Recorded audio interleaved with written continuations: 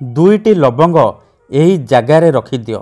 Guarantee देउची से नारी 5 minute रे तुम पाखक आसीबो। जहाँ चाहिए ताहा करिबो। हाँ फ्रेंड्स, आजिर यही भिडियोटी रे मु आपनकु शिखेइबी नारी मोहिनी गुप्त वशीकरण विद्या केवल 2टी लवंग साहाय्य। हाँ फ्रेंड्स, जदि आपण केउ झियो बा विवाहिता नारी को मने मने भल पाउचंती, तार सुंदरता को देखि ता आड़कू आकर्षित हेउचंती, किंतु जेते चेष्टा कले मध्य ताकू पटेई पारुनांती, ताकू निजर मन कथा कहिबाकू डरुचंती, आउ आपण चाहुचंती कि से झियो बा विवाहिता नारी निजे आसी आपनकू भल पाउची बोली कहू आपणकर सबु इच्छा पूरण करू, तेबे आजिर एही भिडियोटी आपणकर इच्छा को पूरण करिबो।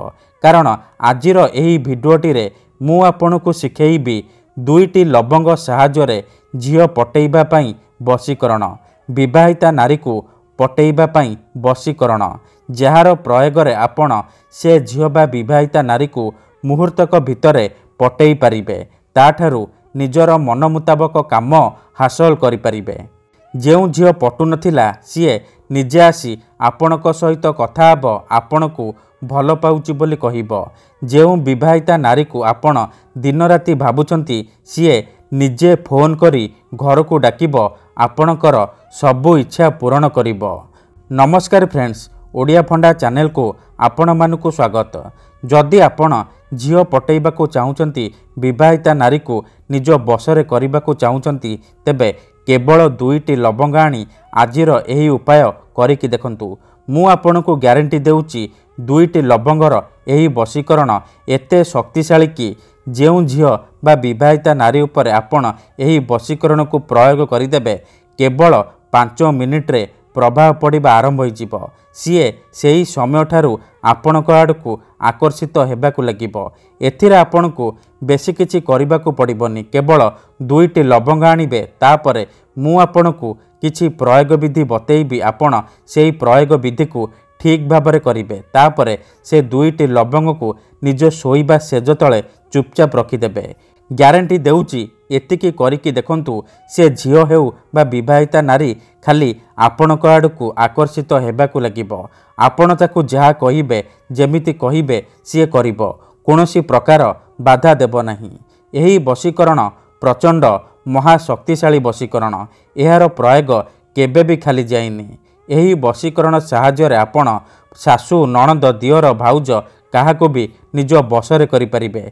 पड़िशा घर सुंदरी भाउज ठारू निजर मन मुताबक काम हासिल करि परिबे। तेणु मोर आपण मानकु अनुरोध कि मनरे कोनोसी खराब उद्देश्य किंबा कोनोसी खराब काम पई आपण एही वशीकरण को प्रयोग करिबेनी। मन रखंतु, एही वशीकरण करिबा पई आपणकू कोनोसी प्रकार मंत्र तंत्र करिबाकू पड़िबोनी, किंबा कोनोसी प्रकार पैसा खर्च करिबाकू पड़िबोनी। आपण बिना मंत्र बिना तंत्र बिना किछि जिनिष खुआई पियाई निज पसंदर झियो बा विवाहिता नारी को निज बसरे करि परिबे, ताकू पटेई पारिबे। तेबे एही वशीकरण करिबा अति सहज। चलंतु जानिबा एही वशीकरण आपण किपरि करिबे। ता पूर्वरु मोर आपण मानकु अनुरोध कि जदि आपण आम चैनल को नुआ आसीचंती, तेबे दया करी चैनल को सब्सक्राइब करी पाखरे थिबा बेल आइकन को मध्य दबाई दियंतु, जहा द्वारा आमे जेउ भी वीडियो अपलोड करिबु सर्वप्रथमे आपण देखि परिबे। तेबे मन रखंतु, एही वशीकरण विधि को आपण केउ भी बार रे करि परिबे, किंतु जेबे भी करिबे राति रे सोइबा पूर्वरु करिबे। विधिटी करिबा पूर्वरु भल भाबरे हाथ गोड़ मुह धोई सफा वस्त्र पिंधि आपण एही वशीकरण को आरंभ करिबे। प्रथमे आपण कोन करिबे, 2टा लवंग आनिबे, खंडे कला सूता आनिबे, आउ अल्प टिके लाल सिंदूर आनिबे। एतिकी जिनिष आनि सारिबा परे आपण निजर सोइबा घरे आपण दक्षिण दिग को मुह करिकी बसी पड़िबे। ध्यान रखिबे जेमिति आपणकू केही देखिबेनी किंबा अधारू डाकिबेनी। तापरे जो 2टा लवंग आनिचंती, गोटिए लवंग हाथ रे धरिबे, आउ 21 थर सेई झियो बा स्त्रीर नाम उच्चारण करी आपण से लवंग रे फुंकी देबे।